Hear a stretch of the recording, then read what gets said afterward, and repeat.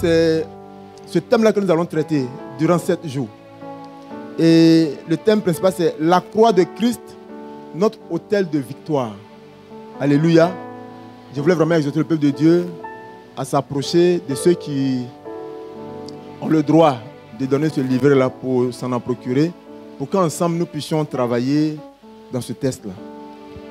Ce thème nous amène à l'origine de la création et nous fait ressortir la fin des choses à venir. On nous montre les perspectives des choses à venir. Donc, par ce thème-là, on va découvrir les mystères de la vie de Jésus. Et on va découvrir les principes spirituels qui nous donnent le droit d'annuler des choses que Satan et son clan manifestent tous les jours. Par ce mystère. Alléluia. Par ce document-là, même si on n'est pas là, tu peux le lire simplement. C'est tellement simple ce qui est écrit dans les versets bibliques que le Saint-Esprit qui est avec toi peut même t'expliquer encore d'autres choses même. Et mieux que ce que nous on va dire ce matin ou au cours de la semaine. Alléluia. 7 jours. Pendant 7 jours, nous serons au pied du Maître. Nous viendrons pour plaider. Nous viendrons pour supplier. Nous viendrons pour demander. Nous viendrons pour exercer l'autorité que Christ nous a donnée. Et au sortir de 7 jours, nous devons être en mesure de rendre témoignage de ce que Dieu a fait avec nous. Alléluia. Je voulais vraiment encourager le peuple de Dieu à s'en procurer. Nous voulons dire merci à notre Dieu pour la vie de son serviteur, notre Père, le patriarche, n'est-ce pas, l'apôtre Germain Ndeke, qui, par son canal, Dieu donc nous donne, en ce deuxième trimestre de 2023, l'opportunité de nous approcher de lui, pour nous ressourcer et pour nous abreuver encore, n'est-ce pas, il est écrit qui a le pouvoir sur toutes choses. Quand le il est écrit est bien proclamé, bien prononcé, au bon moment et au bon temps, rien, je vous dis, rien ne peut résister debout devant le il est écrit. La Bible dit, tous ceux qui ont eu l'opportunité de le voir sont tombés face contre terre et ils ont confessé qu'il est Dieu. Tous ceux qui ont eu l'opportunité. Si tu n'as pas eu l'opportunité de voir Christ, il te sera difficile de le suivre. Si tu n'as pas eu l'opportunité d'entendre Christ, il te sera difficile d'obéir à sa parole. Mais si tu as eu l'opportunité de le voir, ta manière de marcher va différer de la manière dont les autres marchent. Alléluia. C'est une opportunité. On ne sait jamais d'apprendre. Et nous espérons que par le Saint-Esprit, beaucoup de ce qui a été écrit ici, beaucoup parmi nous l'ont déjà lu. On a déjà lu au moins la Bible une fois tout entière. Donc les différents versets sont puisés de la parole de Dieu. Mais par la grâce de Dieu, on espère que des révélations nous seront encore apportées, n'est-ce pas, par ces textes bibliques que nous allons parcourir ensemble. Et puis Dieu va nous faire du bien. Amen, amen. Acclame Dieu, s'il te plaît.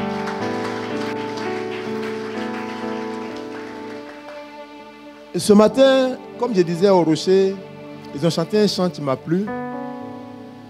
Le chant dit, je ne peux imaginer, c'est ça, combien ça coûterait, n'est-ce pas? Parce qu'à la croix, il a pris ma place, c'est ça? C'est pas comme ça. Ok. Ça ressemble à ça. Voilà. Il y a un chant qui dit, je ne peux imaginer combien ça coûterait. À la croix, il a pris ma place. Jésus s'est donné. Il a pris ma place. Il a pris ma place. Jésus a pris notre place. Et quand on parle de la croix, c'est pour nous permettre de réaliser ce que Christ a fait pour toi et moi. Si nous arrivons à comprendre les principes spirituels qui sont rattachés à l'acte qu'il a posé, notre manière de répondre à Christ va changer. J'ai dit souvent du haut de la chair que si quelqu'un est impoli, c'est parce qu'il est ignorant. Si quelqu'un est poli, c'est parce qu'il a la connaissance. Parce que tu ne peux pas avoir la connaissance et puis te comporter comme un ignorant. Ce n'est pas possible. C'est pourquoi Christ dit, mon peuple périt par faute ou par manque de connaissance. La croix est pour toi et moi le lieu où Jésus-Christ a manifesté sa toute puissance. Rien qu'à imaginer que si toi et moi nous vivons aujourd'hui et qu'on peut parler de Jésus-Christ et que nous nous sommes écrits dans le livre de vie, c'est parce que quelque chose s'est passé. Il y a 2000 ans, d'après la Bible, d'après le calendrier romain, mais selon le calendrier hébreu, nous sommes à l'an 5873 en cette année. Selon le calendrier hébreu. Nous sommes en l'an 5873.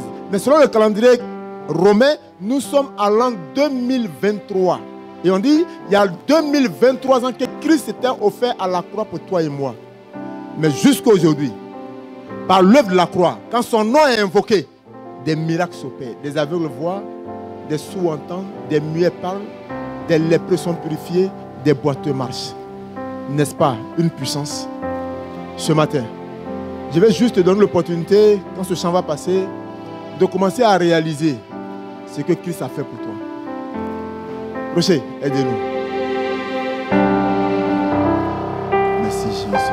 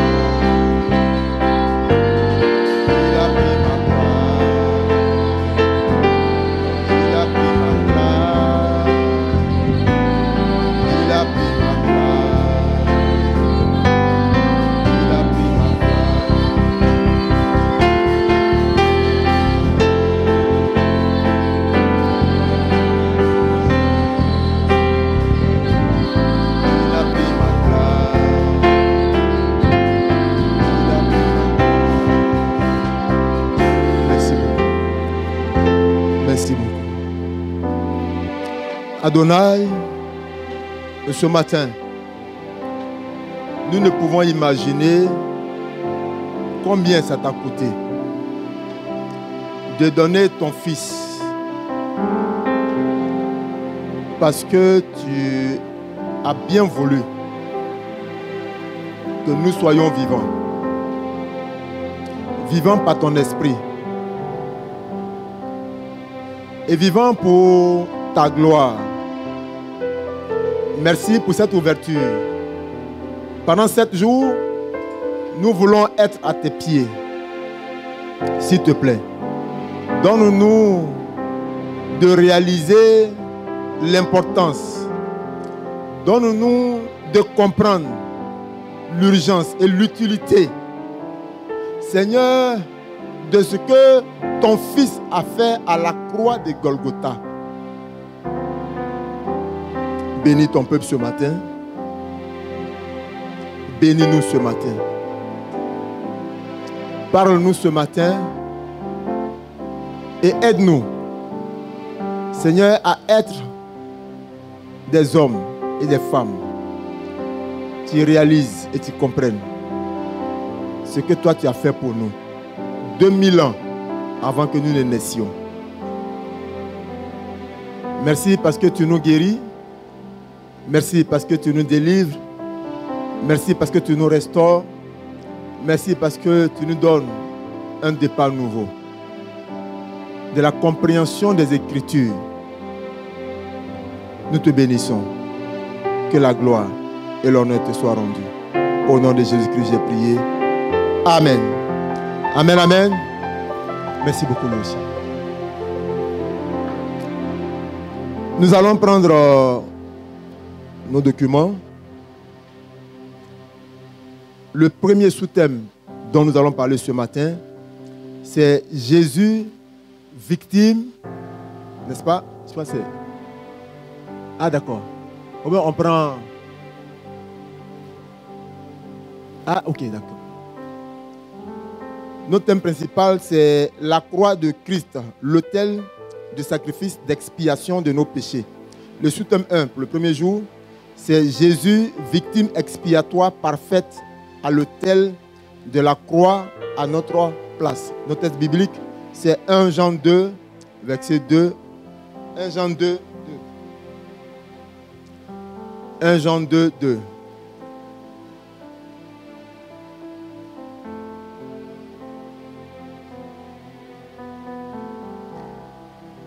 « 1 Jean 2, 2. Je fais la lecture selon ma version Louis II.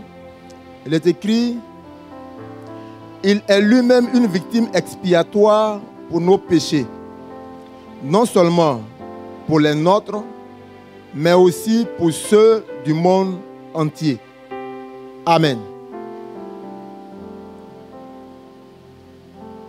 Voici notre texte de base, qui est rattaché à notre sous-thème 1, qui nous présente Jésus, victime expiatoire, parfaite à l'autel de la croix à notre place. Je voudrais que nous puissions aller à la genèse, n'est-ce pas, de cette histoire, pour que nous puissions bien comprendre pourquoi ce sous-thème. Si nous rentrons directement, tel que le sous-thème est donné, ça peut nous poser des problèmes de compréhension. Or, si on n'arrive pas à bien comprendre, on ne pourra pas bénéficier, n'est-ce pas, de ce qui est rattaché à cet enseignement ou à cette intervention. C'est pourquoi je voudrais aller avec vous à la Genèse. Genèse chapitre 2, à partir du verset 22 et le verset 24. Je ne vais pas le lire, parce que nous le connaissons tous, je vais juste parler de cela. La Bible dit que à la création, Dieu, le Père, a déployé sa toute-puissance et il a fait apparaître ce qu'on appelle un jardin. Et ce jardin a été appelé le jardin d'Éden. Et dans ce jardin-là, la Bible dit que Dieu avait donné le pouvoir à Adam, n'est-ce pas, d'exercer son autorité sur tout ce qui existe dans le jardin. Depuis les plantes, les animaux, les eaux, tout ce qui pouvait exister, que Dieu a mené à l'existence, Adam a eu le pouvoir, n'est-ce pas, de dominer là-dessus.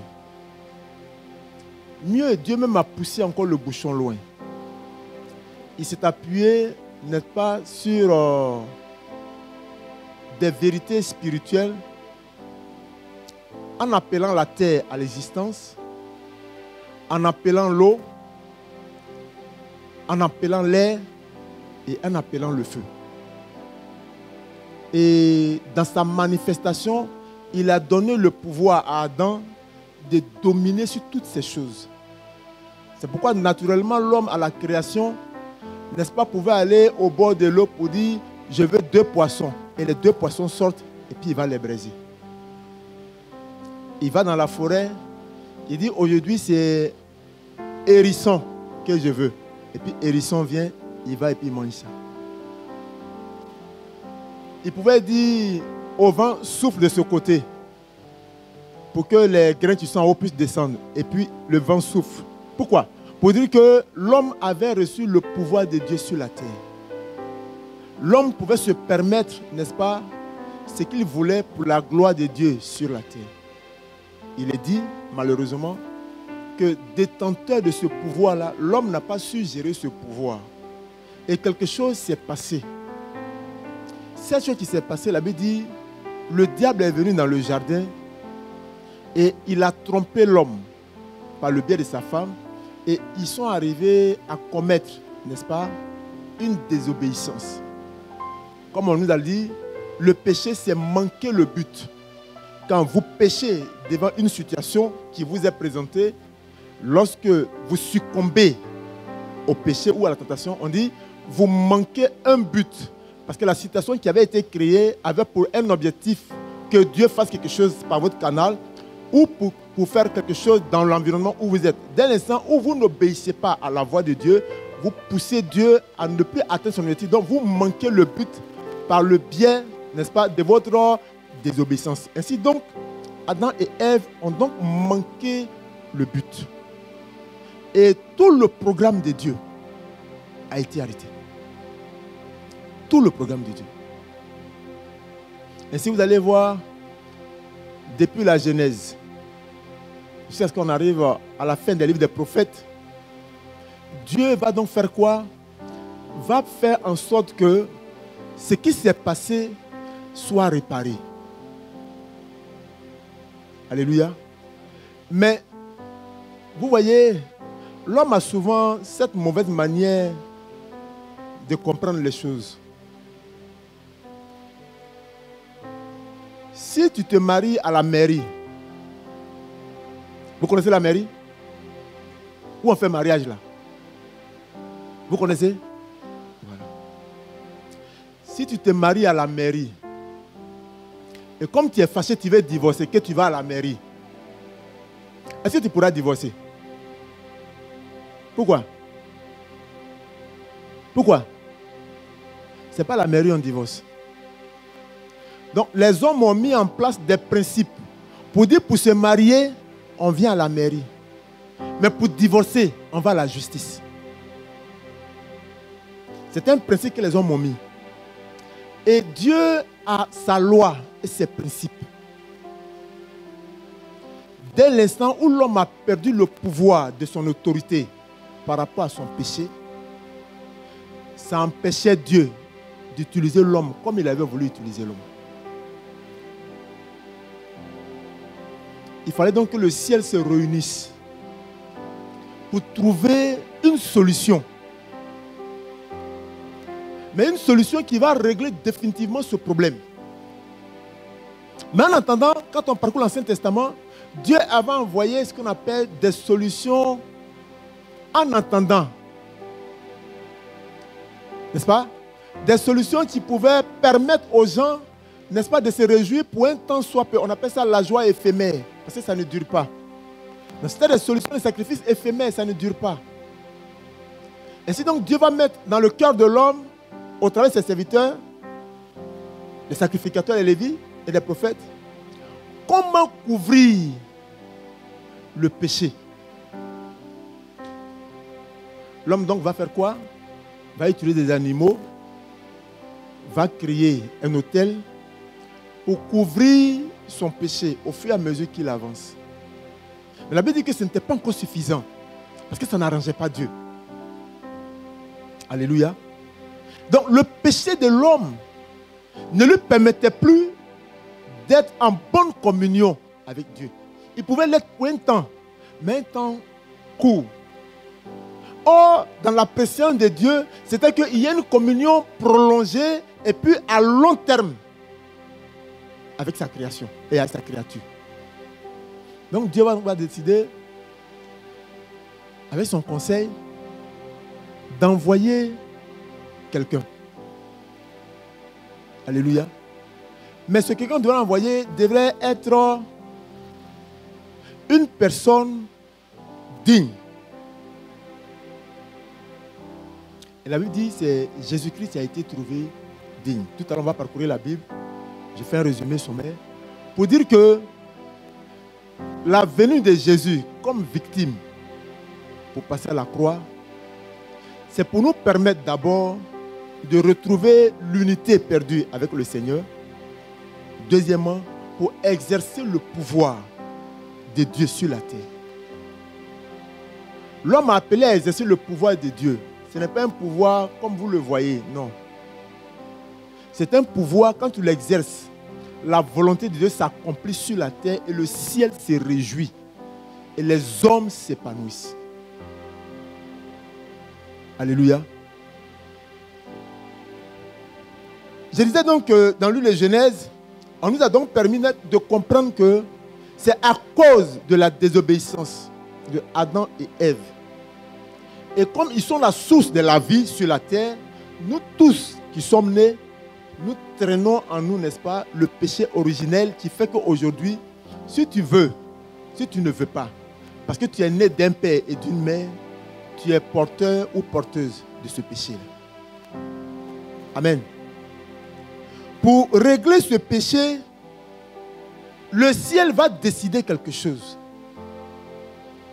Parce que celui qui a poussé l'homme au péché a compris les principes spirituels. C'était de faire quoi? C'était de déposséder l'homme de son pouvoir. Et en le dépossédant, il est sûr que l'homme de lui-même ne peut plus avoir ce pouvoir. Ce n'est pas possible. C'est pourquoi vous allez remarquer que si vous traînez des péchés, des insuffisances, si Christ ne vient pas à votre secours, vous n'allez jamais vous en sortir. Jamais. Parce que celui qui vous tient captif, il est plus puissant que vous. Il faut une main extérieure pour vous secourir. S'il n'y a pas de main extérieure, la main de Jésus, vous n'allez jamais en sortir. Nous allons aller dans un texte biblique, dans le livre de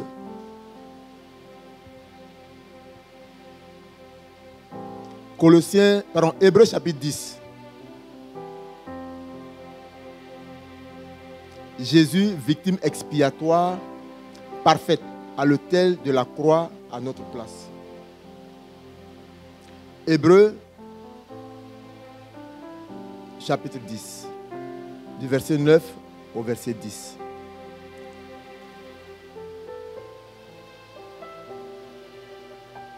Il dit ensuite, voici je viens pour faire ta volonté. Il abolit ainsi la première chose pour établir la seconde. Alléluia. C'est en vertu de cette volonté que nous sommes sanctifiés par l'offrande du corps de Jésus-Christ une fois pour toutes. Dieu, en donnant son Fils Jésus-Christ à la croix de Golgotha, c'est pour permettre aux hommes, vous et moi et ceux qui vont venir encore, de pouvoir bénéficier de cette nouvelle loi, de cette nouvelle alliance. Parce que la venue de Christ va annuler l'ancienne alliance. Parce que l'ancienne alliance a été souillée par la désobéissance de l'homme. Donc cette ancienne alliance ne pouvait plus impacter, ne pouvait plus changer quoi que ce soit dans la vie de quelqu'un. Or, pour pouvoir changer ces choses-là, il fallait trouver une victime d'une bonne qualité. Surtout que les animaux n'avaient plus de valeur. Quoique on les a utilisés longtemps par le canal des sacrificateurs, des Lévites, au temple, sur les montagnes hautes, les montagnes saintes.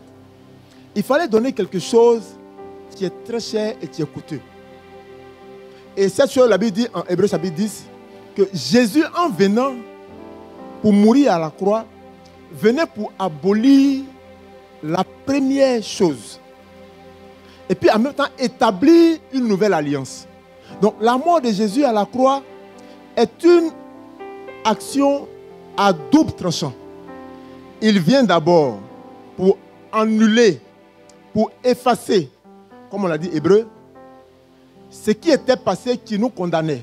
On va voir les versets bibliques à la suite.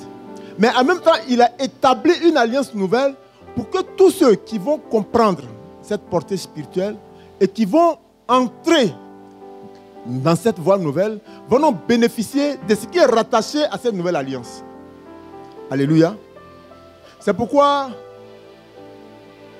l'orateur de celui qui nous a donné ce document a dit que ce passage rapporte que l'œuvre de la croix dont Jésus, le juste, est victime expiatoire est l'unique sacrifice parfait, puissant et éternel pour toutes choses et pour tout temps. Parce qu'effectivement, Jésus est Dieu. Il fallait donc que un Dieu vienne sur la terre. L'homme a pensé que ce qu'il a fait n'était pas grave. Parce qu'il ne connaît pas la portée de ce qu'il a fait. Souvent, nous marchons, nous commettons les impairs, nous commettons les péchés. Et nous ne voyons pas la portée spirituelle de nos actes. Nous nous limitons seulement à ce que nos yeux nous ont montré. Mais les portées spirituelles sont très, très, très catastrophiques. Si par le péché, tu peux manquer un but, tu ne connais pas l'aboutissement du but que tu as manqué. Donc ça peut encore t'empêcher d'aller de l'avant avec le Seigneur. Donc Jésus, en venant sur la terre, il vient d'abord, premièrement, pour manifester son obéissance au Père et permettre au diable qui a poussé l'homme dans le péché pour lui dire que ce que tu as fait là, c'est de trop. À partir d'aujourd'hui, ça doit s'arrêter. L'instrument qu'il a choisi, c'est l'instrument que l'homme lui-même s'est donné. La croix. L'instrument, je reprends, que Dieu s'est choisi par Jésus-Christ, c'est l'instrument que l'homme lui-même s'est donné. La croix. Il a dit que la croix est un lieu d'humiliation. La croix est un lieu de malédiction, selon la parole de Dieu. La croix est un lieu de honte. Mais sachez bien qu'en Deutéronome, la croix existait, mais on appelait ça le bois. On dit maudit soit quiconque est pendu au bois. Vous allez voir dans Deutéronome chapitre 21, verset 23. Et c'est pourquoi en Israël, quand un homme était pendu au bois, on demandait que son corps ne reste pas au bois jusqu'au matin. Dans la même journée, on doit descendre le bois, on doit le descendre du bois, pour ne pas que sa présence prolongée au bois apporte la malédiction sur le reste du peuple. Donc, pendre les gens au bois n'est pas une chose nouvelle. C'est une pratique des hommes. Alléluia. Et quand on pendait quelqu'un au bois, c'est une manière de l'humilier. On laisse sa personne, toute sa famille. C'est pourquoi, quand on parle de la croix, on dit que le monde dans lequel nous sommes, c'est-à-dire ceux qui ne connaissent pas le Seigneur, quand ils parlent de la croix, ils trouvent que c'est une humiliation. Comment quelqu'un qui s'est fait appeler Dieu peut venir mourir de la sorte par la main des hommes pécheurs? C'est pas possible. Dieu ne peut pas faire ça. Alléluia. La croix est, c'est vrai, un symbole. Mais quand nous regardons la croix, comme on dit, c'est un autel. Un autel, c'est le lieu où on invoque les divinités. C'est le lieu où on règle les problèmes spirituels.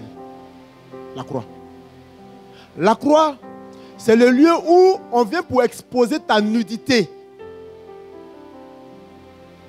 Mais la Bible dit, notre volonté n'est pas la volonté de Dieu. Et nos pensées ne sont pas les pensées de Dieu. Donc, ce que l'homme croit prendre pour humilier, Dieu prend pour élever. Alléluia.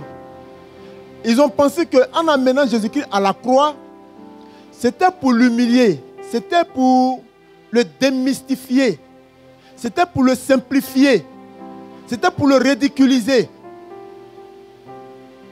Mais ce qu'ils n'ont pas compris, C'est ce que nous allons voir ensemble.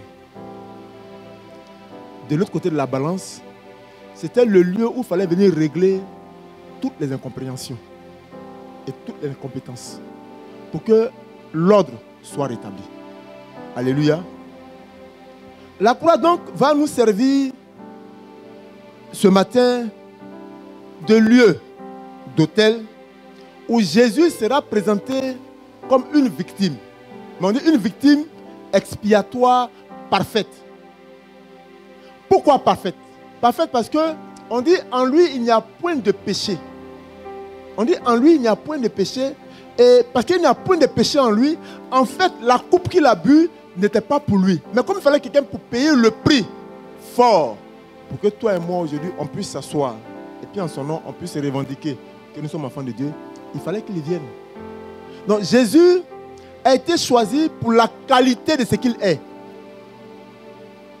Jésus a été choisi pour non seulement la qualité de ce qu'il est, mais Jésus a été choisi parce qu'il fallait donner un animal de valeur. Et Dieu a donc décidé lui-même de donner son Fils. Pour ton péché, pour mon péché. Quand le monde du commun des mortels lit la Bible comme un roman, et quand ils arrivent à cette histoire, ils se disent que c'est trop banal. C'est trop banal pour qu'on puisse croire ce qui est écrit.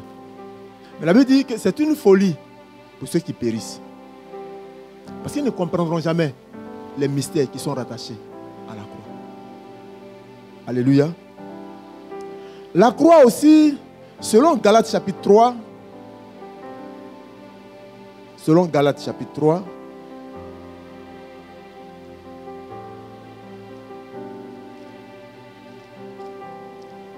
Galates 3, 13 à 14.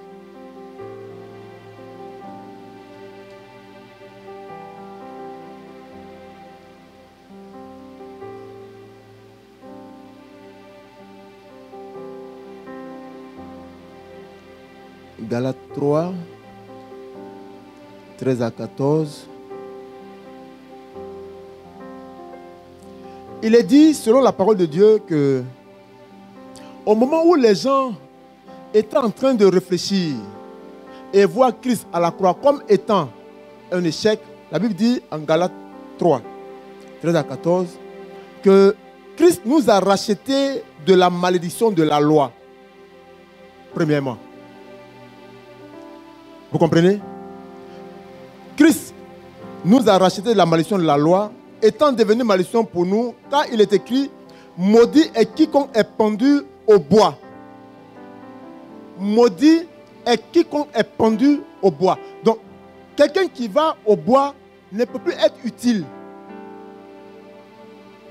Et donc, pour le diable, en envoyant Jésus à la croix, c'était, n'est-ce pas, pour ridiculiser ceux qui disaient de lui qu'il est leur roi et qu'il est Dieu venu pour sauver son peuple. C'est pourquoi la Bible dit, maudit soit quiconque est pendu au bois. C'est une malédiction. Et quand une malédiction est dans ta lignée, elle fait partie de la loi du péché.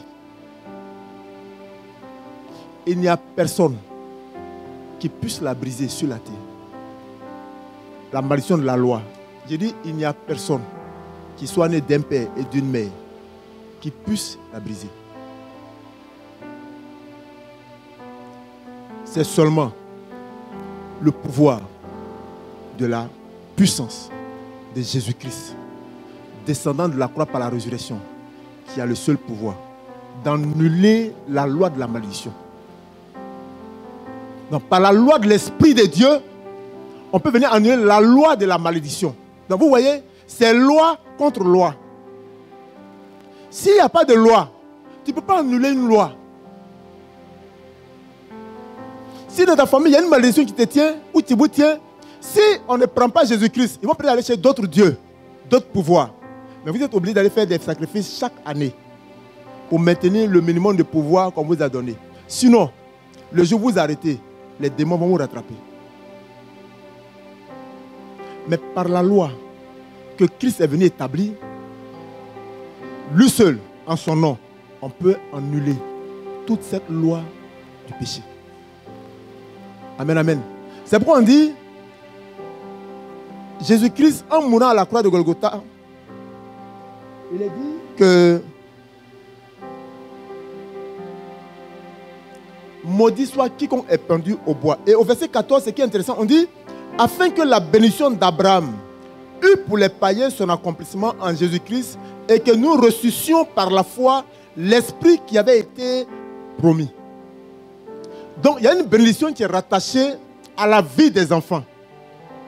Mais cette bénédiction, elle a été bloquée à cause du péché. Alléluia.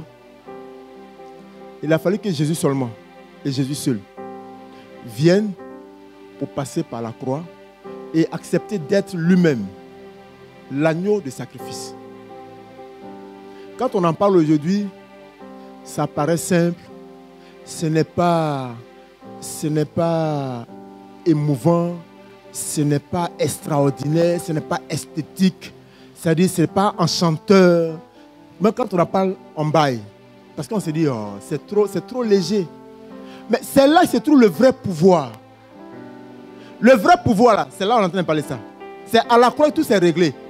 Quand on prie, et puis il y a manifestation, quand on prie, et puis les démons obéissent, c'est de ça qu'on est en train de parler. Donc, si tu penses que ce n'est pas trop éloquent, c'est-à-dire aujourd'hui, tu te dis, oh, comment il prêche même? C'est trop plat. Oui, c'est parce que c'est dangereux. Et c'est pas que c'est puissant que tu penses que c'est plat. Non, c'est pas plat. C'est par la croix que Jésus est venu régler ton problème, mon problème.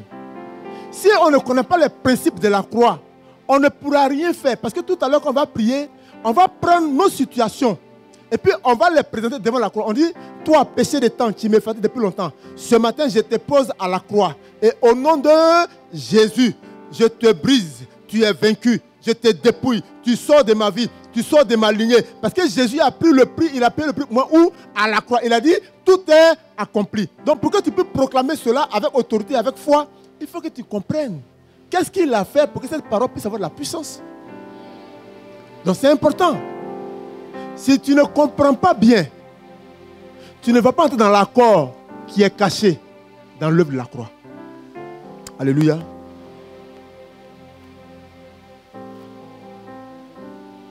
La Bible dit, selon le texte, ceux qui ont leur document, ils vont voir. Il est écrit dans le paragraphe, je crois 3, on dit par sa mort,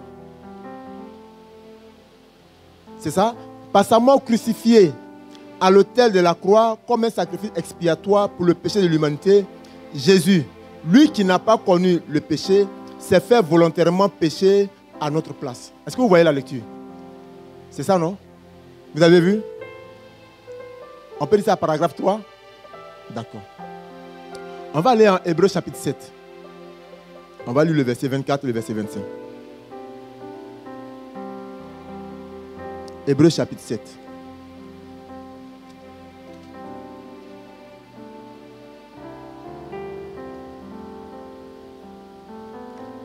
Verset 24 à verset...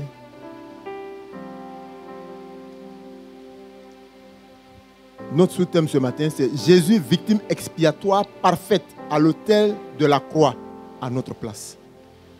Il dit, Hébreux chapitre 7, verset 24 25, on dit, mais lui, parce qu'il demeure éternellement, possède un sacerdoce qui n'est pas transmissible.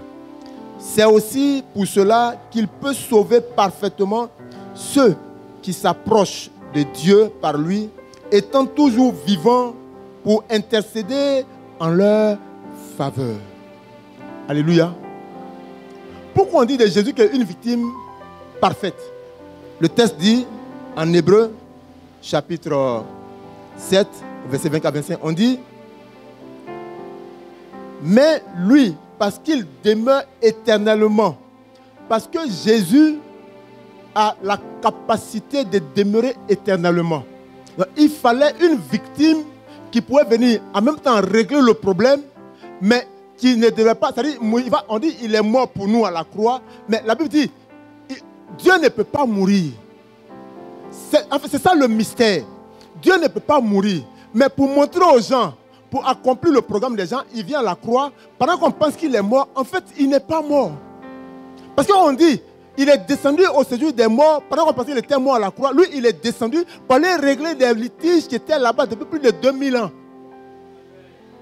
Bon, quelqu'un qui est mort, est-ce qu'il peut aller régler des dossiers qui sont restés dans les casiers depuis longtemps? Donc c'est un mystère. Il fallait que Dieu envoie quelqu'un qui a le pouvoir d'exister éternellement. Donc quoi qu'il soit venu à la croix et qu'il se soit présenté, et puis on dit qu'il est mort, c'est pour permettre aux gens, comme vous et moi, qui n'avons pas la capacité de comprendre le spirituel. C'est pour nous aider. C'est pourquoi on a dit. Sinon, il ne peut pas mourir. Mais il a fait comme ça pour nous aider. Vous savez, quand on était au CE1, on nous disait le soleil se lève à l'est et ça se couche à l'ouest. À qui on a dit ça aussi au CE1? Il y en a qui n'ont pas fait CE1 ici. Parce que je ne vois pas les mains. Alléluia. Quand on nous disait ça, c'était à cause de notre connaissance intellectuelle. Mais quand nous sommes arrivés au collège, puis on a commencé à parler de l'univers et des planètes, on a vu que le soleil ne se couche pas. Il ne dort même pas. Lui, il est tout vivant. Mais si on nous disait en ce temps-là que le soleil se couche, ou bien ça ne se couche pas, ça allait nous troubler. On dit qu'il fallait avoir un sacrifice parfait qui vit éternellement, qui devrait venir sur la terre pour aller à la croix, pour accomplir cet acte d'expiation de nos péchés et puis repartir au ciel pour s'asseoir à la droite du Père, pour plaider pour nous.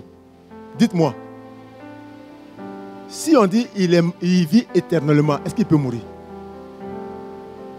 Mais il faut que tu sois mature spirituellement pour comprendre qu'il y a un mystère qui est caché dans le travail qui s'est venu faire à la croix. C'est ce mystère que nous allons activer tout à l'heure, quand on sera en train de prier. Alléluia. Donc Jésus, on dit c'est lui la victime parfaite, sans tache, sans péché. Et Hébreux 7 dit, qui vit éternellement, mais qui est venu sur la terre. Pour faire quoi? Pour défaire le programme que Satan avait bloqué. Empêcher l'homme d'avoir accès à Dieu pour communier avec Dieu comme ça, bouche à bouche. Comment tu vas, vieux père? Oui, c'est bon, ok. C'est comment? Tu viens quand le soir? Oui, je suis là. C'est ce qu'il faisait à Adam dans le jardin. Quand il arrive, Adam vient dire, comment ça va? Il dit, oui, ça va bien. Il dit, et la journée, non, c'est propre. Le lieu même, il est obéissant, tout va bien. On est là, on est en train de marcher un peu actuellement. Il dit, ah, d'accord. Et Ève, non, elle est là, elle a fait le marché, enfin, elle a préparé quelque chose. Donc, la Bible, il vient chaque soir dans le jardin. On dit, quand il vient, il trouve Adam, et puis il cause avec lui. Et puis les gens marchent dans le jardin. Ils se promènent, ils vont à l'est, ils vont à l'ouest, ils vont au sud, ils vont au nord. Et puis quand son temps arrive, il dit, bon, ok, donc on a demain alors. Et puis Adam dit, bon, il y a fort, tu peux partir, je suis là, je gère le dossier. C'est cette relation que Satan a coupée. Mais quand on voit l'acte qui a été posé, on se dit, non, c'est insignifiant. Pour que ça puisse avoir une portée, pour qu'un Dieu vienne mourir à la croix, c'est un mystère que tu ne peux pas comprendre. Je vais pousser un peu. Vous savez, on vient tous de l'Égypte. Quand on dit Égypte, on était tous païens, puis on est devenus chrétiens hier. Si en Égypte, tu t'amuses avec ta vie et tu te donnes à qui tu veux, il n'y a pas de problème. Il n'y a même pas de problème même. C'est joie tu veux, tu vas avoir joie. C'est plaisir tu veux, tu vas avoir plaisir. Mais tu vas perdre pour toute ta vie la bénédiction que Dieu a rattachée à ta vie et à ton organe de reproduction selon le programme du ciel. Parce que selon le programme du ciel, on t'a doté d'un pouvoir surnaturel de procréer. Donc Dieu, en te créant, en t'amenant à l'existence, il t'a tiré d'une corde qu'il est en train de préparer pour faire quoi? Pour que vous puissiez vous rencontrer, pour que la blessure qu'il a rattachée à toi, plus l'homme dans la sémence, va apporter à l'existence une vie, cette vie-là qui va être la gloire du royaume. Vous me suivez? Si tu ne comprends pas les principes spirituels qui sont rattachés à ta personne et que tu penses que c'est ton corps, tu peux faire ce que tu veux, il n'y a pas de problème. Il n'y a même pas de problème même. Mais tu vas rater le programme que Dieu a pour toi. C'est pourquoi Satan, qui a encore compris que la procréation, si c'est fait dans les normes, selon la parole de Dieu, c'est des bénédictions qui sont en train de venir pour remplir le programme de Dieu, l'armée de Dieu. Il fait quoi? Il s'attaque à nos vies pour nous pousser hors du chemin, pour aller pécher. Pourquoi? Parce que c'est que quand on se détourne de Dieu, on rate le programme de Dieu. Donc, s'il y avait des bénédictions qui étaient rattachées à nos semences, nous les avons partagées en chemin. Quand on arrive là où on va arriver, on n'a plus de semences. Vous me comprenez bien maintenant? Ah bon. Et quand il parlait tout à l'heure, ça souriait. Maintenant, on ne souriait pas. Vous savez ce que vous avez fait en chemin. Mais la Bible dit, de tout ce que tu as fait en chemin, si tu viens sous la croix, si tu viens en Jésus, si tu acceptes Jésus, comme lui, il est un Dieu qui ne meurt pas, parce qu'il est éternel, la Bible dit quoi? Il va changer ton histoire. Et puis la première chose qui avait été déclarée comme étant une personne qui n'était plus utile, qui n'était plus bien, la Bible dit, il va te faire entrer dans son alliance. Et il va te faire appeler une sainte. C'est un mystère. Il va rétablir ce qui avait été déchu et il va te mettre dans une dimension d'une personne nouvelle. C'est pourquoi il dit, si tu n'es pas d'eau et d'esprit, tu ne pourras pas voir le royaume. Donc vous et moi, qui autrefois en Égypte, avions fait du n'importe quoi, parce qu'on a accepté Jésus-Christ et puis on a payé le prix en passant par les eaux du baptême et en gardant une vie d'intégrité, nous pouvons dire avec Dieu que nous sommes des saints. Ça rend le monde fou. Parce que quand nous voyons, il dit, mais ça c'est un ancien braqueur. Lui il veut dire que comme l'a fait Jésus-Christ, il a changé. Le ciel dit on a changé. Le ciel dit on a changé. Eux, ils peuvent ne pas croire. Mais la Bible dit on a changé. Et Dieu transforme nos cœurs de pierre. On tuait, on volait, on mentait, on empoisonnait les gens. Aujourd'hui, Dieu nous a délivrés. Nous sommes une nouvelle créature. C'est ça le mystère de la croix. C'est pourquoi Christ a été donné pour qu'on ait cette valeur. Donc si tu ne comprends pas les principes, tu ne vas jamais pardonner à celui qui est assis devant toi. Tu vas dire, lui là, c'est un ancien voleur, c'est un ancien drogué. Il ne peut pas changer. Un homme ne peut pas changer. Ça c'est vrai. Sans la main de Dieu, par le canal de Jésus-Christ, un homme ne peut pas changer. Parce qu'on dit aussi longtemps que tu seras soumis à des tuteurs, tu resteras enfant, quoique tu sois héritier et prince de la maison. Les tuteurs des péchés qui nous tiennent captifs nous obligent à rester sous leur pouvoir. Mais quand Christ t'a franchi, tu deviens réellement libre. C'est ça l'important de la croix, frère. Nous avons besoin de la croix. Et la victime de Christ qui nous a été donnée, c'est un mystère qui est caché dedans. On va pousser un peu.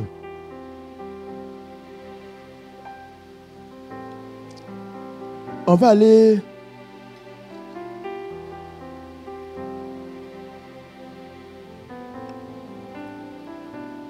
en Ésaïe 53. Ésaïe 53.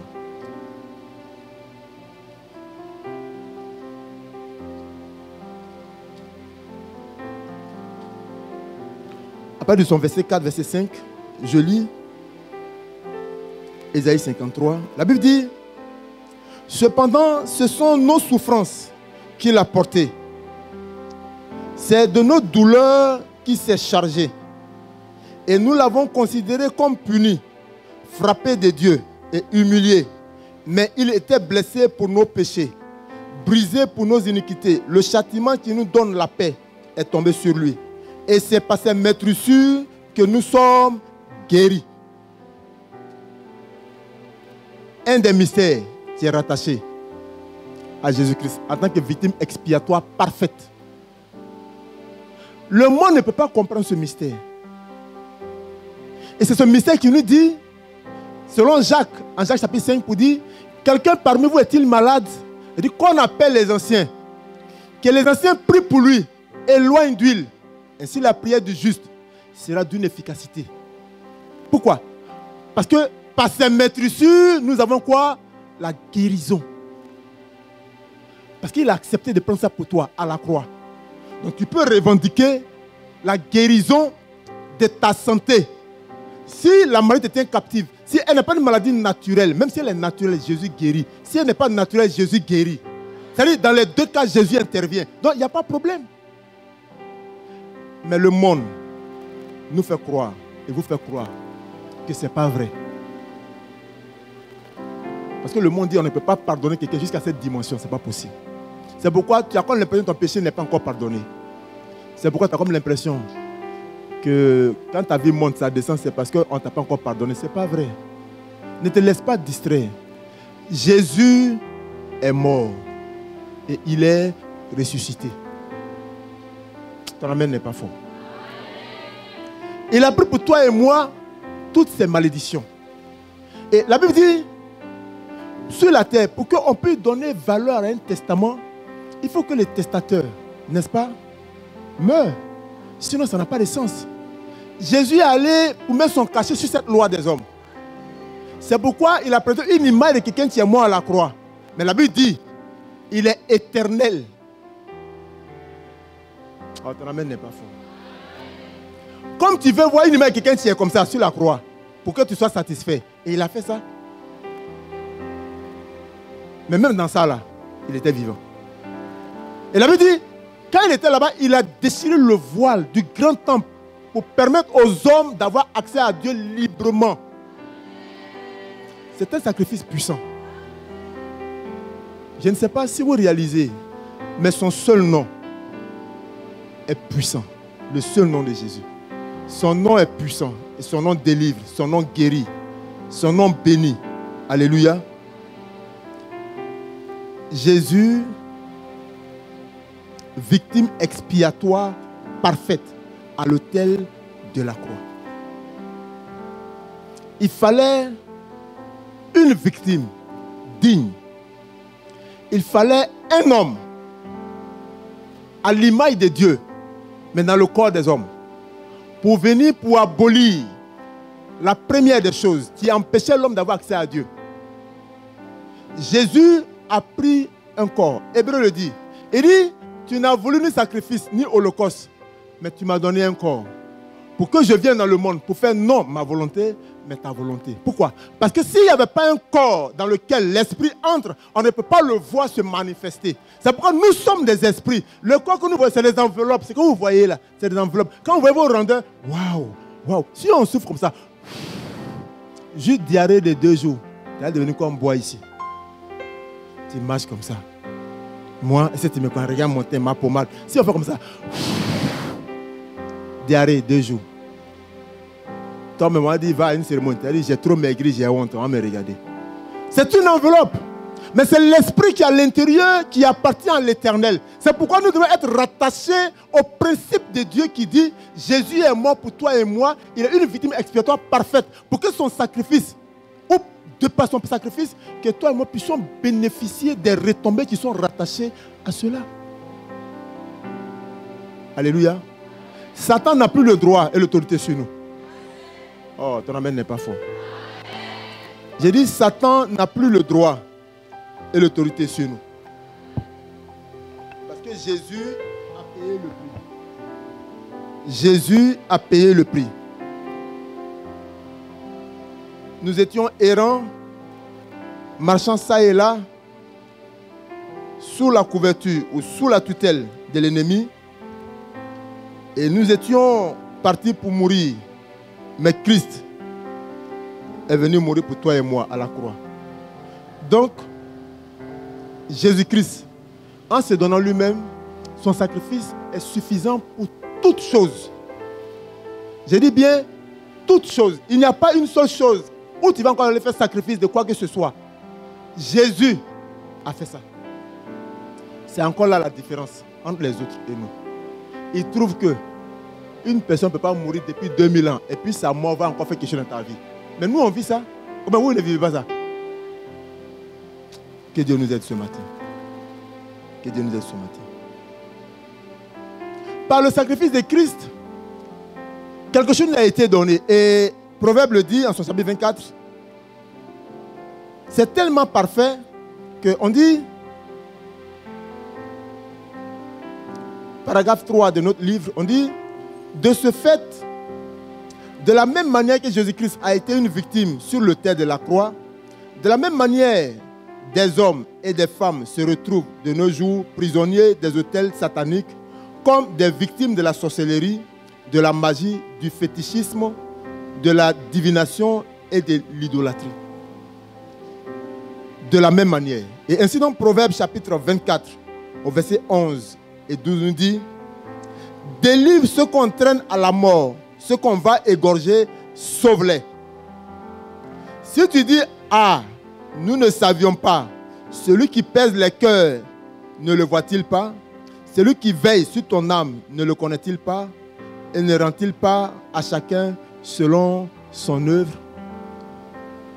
Amen, amen. La sorcellerie ne doit plus te tenir captif. Parce que Jésus a payé le prix. Si tu es captif, c'est ton ignorance.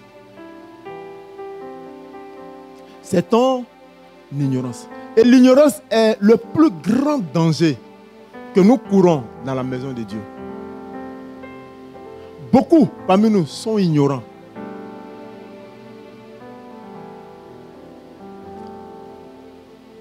La Bible atteste que si l'héritier, parce qu'il est enfant, reste comme un enfant dans la maison de son père le roi, la servante va lui intimer l'ordre d'aller se coucher à n'importe quelle heure. C'est pas vrai? C'est pas vrai? Le jour où il va découvrir qu'il est le fils du roi, même à 8 ans, s'il réalise qu'il est le fils du roi et que tous ceux qui sont dans la cour royale sont au service de son père et à son service, même à 9 ans, il peut être redoutable pour toute servante dans la maison. On fait en sorte qu'ils ne prennent pas conscience. On fait en sorte, le jour où la servante lui dit: va te laver, et puis il dit: je ne me lave pas. Et si elle attrape par les mains, et puis il dit: si tu m'attrapes une deuxième fois, je te fais chasser de cette maison. Et j'en parle à mon père. C'est-à-dire, elle va s'arrêter et puis elle va le regarder pour dire: ah, donc il sait quelque chose. Tant que tu ne sauras pas ce que le ciel a fait pour toi, Satan va te tenir captif. Tant que tu ne sauras pas que ton père a payé le prix par la vie de son premier-né pour que toi tu sois libre, tu seras toujours captif. Il n'y a pas un péché qui va nous tenir captifs. Ça n'existe pas. C'est nous-mêmes qui donnons le droit au péché de nous tenir captifs. On dit Satan est tombé. La Bible dit Satan est tombé. Mais c'est vous qui le relevez et qui lui donnez du poids en fonction des comportements des vies que vous menez où il y a des difficultés. Là où vous l'avez relevé, il sera relevé et il va vous tenir captif. Mais là où il est couché, il sera couché et il sera votre esclave. Jésus a payé le prix. Nous allons lire un texte et puis on va prier. C'est juste une introduction. On a 7 jours. On ne va pas trop creuser. On va juste vous inviter pour dire que c'est des mystères qu'on doit expliquer parce que c'est ce qu'on va appliquer. On dit que la foi vient de ce qu'on entend. Ce qu'on entend vient de la parole de Dieu. Quand on va vouloir prier, on priera ici, mais quand tu vas arriver à la maison, pour toutes les circonstances que tu vas avoir, c'est par la foi que tu vas exercer ton autorité. Quand nous allons prier chez les gens, c'est la même foi qu'on manifeste. On n'a pas de corde aux reins. On n'a pas de corde dans nos reins ou dans nos chemises. On n'a rien. Mais on a Jésus-Christ avec nous. Et on a le Saint-Esprit. Et c'est au nom de Jésus que nous prenons autorité sur les démons. Vous pouvez le faire. Vous pouvez le faire. Mais notre ignorance, votre ignorance, vous fait penser qu'il y a des domaines où vous n'avez pas d'autorité. Et il y a des domaines où vous avez autorité. Moi, je dis souvent aux gens, quand ils disent non, cette maladie-là, chez nous, c'est comme ça. Donc, ça doit m'arriver. Je dis, mais pourquoi tu dis ça quand t'es arrivé? Non, parce que mon père, mon grand-père, je dis, mais toi, ça peut te sauter. Pourquoi tu ne crois pas que ça peut te sauter? Ben, tu ne crois pas en Jésus. Et il peut même avoir myopie, il peut même avoir tout ce qu'ils ont eu. Mais toi, ça doit te sauter. Parce que Jésus a payé le prix de ça à la croix. Pour les autres, ça va continuer, mais toi, ça doit te sauter. Et c'est la foi qu'il faut manifester. Une année, on devait aller dans un programme d'évangélisation au pays. Et on avait une sœur, on voulait aller dans leur région. C'est une région très redoutée et redoutable. On a dit à la sœur, comme c'est ta région et qu'on ne parle pas votre patois, s'il te plaît, est-ce que tu peux venir avec nous, comme ça tu pourras traduire ou bien tu pourras nous aider, n'est-ce pas, dans les approches de communication. On a fait un bon programme pour aller faire l'évangélisation. À la veille, elle est venue nous voir Elle dit vraiment, serviteur de Dieu, je vous respecte, je vous aime, je crois en Dieu, tout, mais je ne peux pas partir avec vous. On dit pourquoi? Elle dit, ma foi n'est pas encore arrivée, où ceux-là ils sont là. Parce que si je vais avec vous, je ne suis pas sûr de revenir. Nos parents, ils sont trop sorciers. On dit, mais et Jésus? Elle dit, pardonnez, je préfère rester à Abidjan. J'ai intercédé pour vous. On a compris. On a compris qu'elle n'a pas encore compris ce que la croix fait pour elle. Et ce que Jésus a fait pour elle. Ne soyez pas de ces personnes-là. Ne soyons pas de ces personnes-là. Alléluia. On va prendre un test. Colossiens chapitre 3, verset 1 à 4. L'œuvre de la croix. Ce que Jésus a fait pour nous à la croix. Colossiens chapitre 3.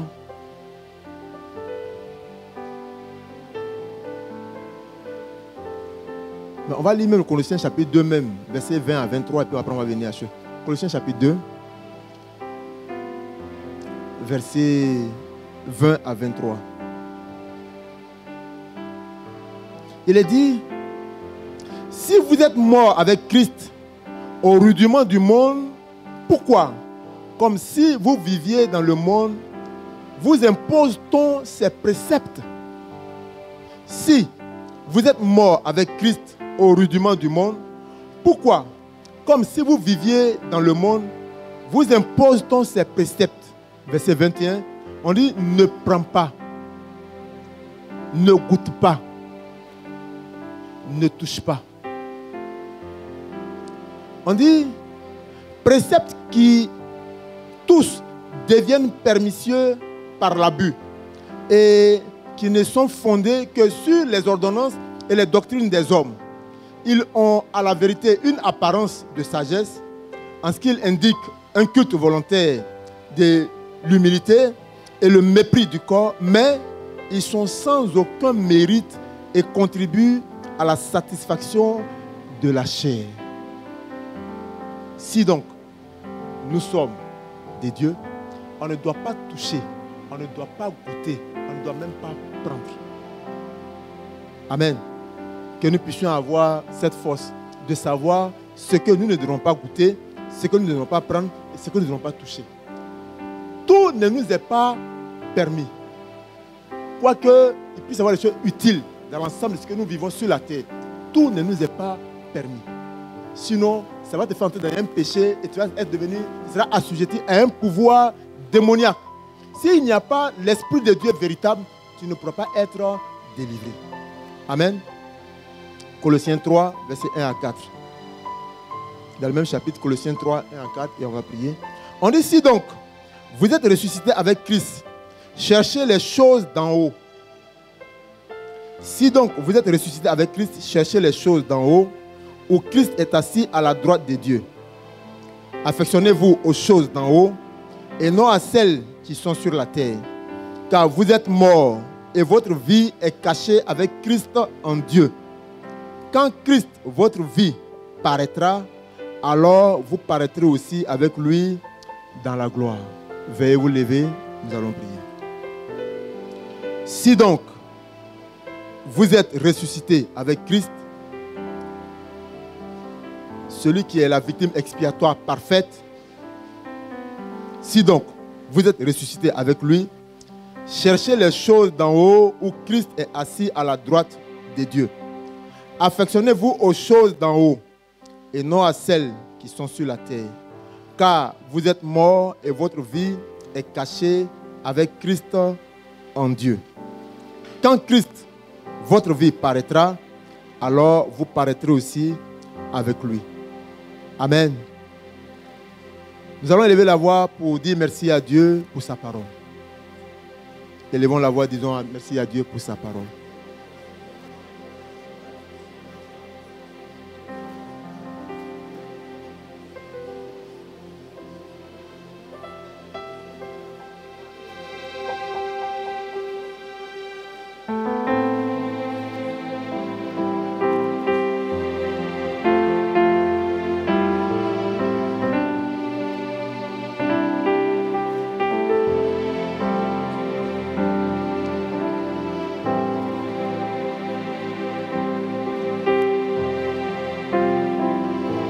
Tu vas encore élever la voix pour glorifier Jésus-Christ, l'agneau de Dieu. Élève encore la voix pour glorifier Jésus-Christ, l'agneau de Dieu. C'est par sa crucifixion, c'est par sa vie que nous sommes affranchis du péché.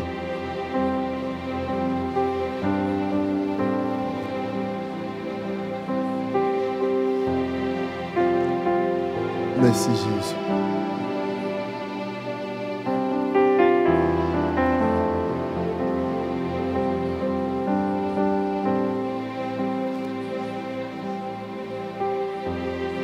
Amen.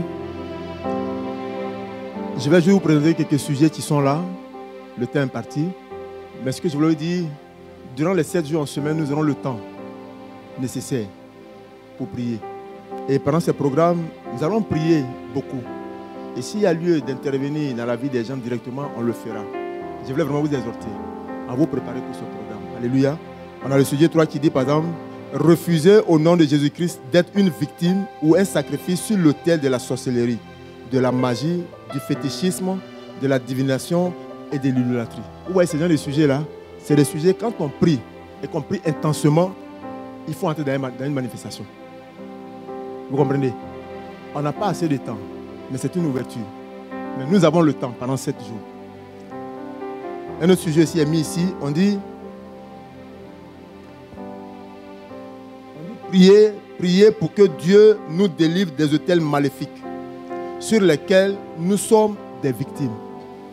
Nous convenons que, parce que nous venons des familles africaines, nous avons toujours des autels dans nos familles. Si ce n'est pas nos pères, ce sont les pères de nos pères qui étaient méconnaissants des lois de Dieu, se sont attachés au pouvoir qui leur était présenté. Mais ce pouvoir-là impacte encore certaines vies. Mais pour ces choses-là, ça veut dire qu'il y aura manifestation. Parce que les démons qui sont sur ces autels vont revendiquer leurs droits. Quand on dit le maître en a besoin, ils vont dire qu'ils ne veulent pas. Et c'est ce qui est normal. Mais nous avons le pouvoir de Jésus-Christ. Je voulais vraiment vous encourager. Demain, on sera là. On va tirer. Si tu viens demain, prépare-toi. C'est juste une introduction.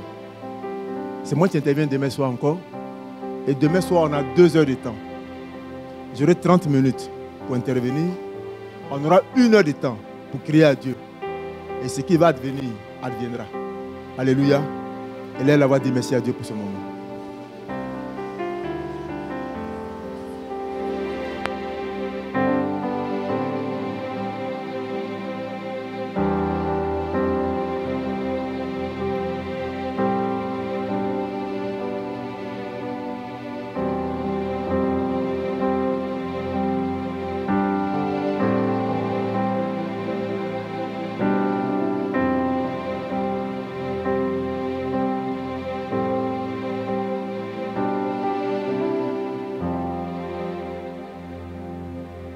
Adonai, Père éternel, Dieu Tout-Puissant, nous nous réjouissons de ce que ce matin, tu nous as permis, Seigneur, de faire cette ouverture pour ce programme de 7 jours. La croix de Christ, notre autel de victoire. Nous voulons effectivement, pendant ces 7 jours, Seigneur, avoir et posséder cette victoire. Merci pour les chemins nouveaux que tu as déjà ouverts. Merci pour le miracle que tu as déjà opéré. Merci de ce que tu donneras à nos yeux de voir ce que le ciel a déjà fait. Merci parce que tu ouvres nos yeux. La Bible déclare que Agar, lorsqu'elle était dans le désert avec cet enfant et qu'elle était en train de pleurer parce qu'elle manquait de l'eau à boire, voyant la mort venir, la Bible dit qu'elle a été, Seigneur, stressée. Elle a eu peur. Mais lorsque toi, tu as ouvert ses yeux et qu'elle a vu ce puits, la Bible dit elle s'est abreuvée. Et dans ce désert, son âme a retrouvé la paix et l'assurance. Certainement que la vie de quelqu'un est en souffrance. Certainement que l'avenir de quelqu'un est hypothéqué. Certainement que l'ennemi s'est accaparé par ignorance, n'est-ce pas, de certains principes dans la vie, des personnes. Mais nous voulons, Père, que par ta connaissance, que tu nous donnes d'exercer ton pouvoir pour délivrer ce qu'on amène à la mort, pour délier les chaînes, pour couper les liens et pour faire installer ton règne dans la vie des uns et des autres. Nous te disons merci parce que nous savons que tu nous as toujours exaucés. Merci de ce que, durant la semaine, Seigneur, tu déploies ta toute puissance dans nos vies et tu rends ton nom grand. Merci parce que tu as déjà rendu nos joies parfaites, parce que nous te savons grand. Que la gloire et l'honneur te soient rendus. Au nom de Jésus-Christ, j'ai prié. Amen.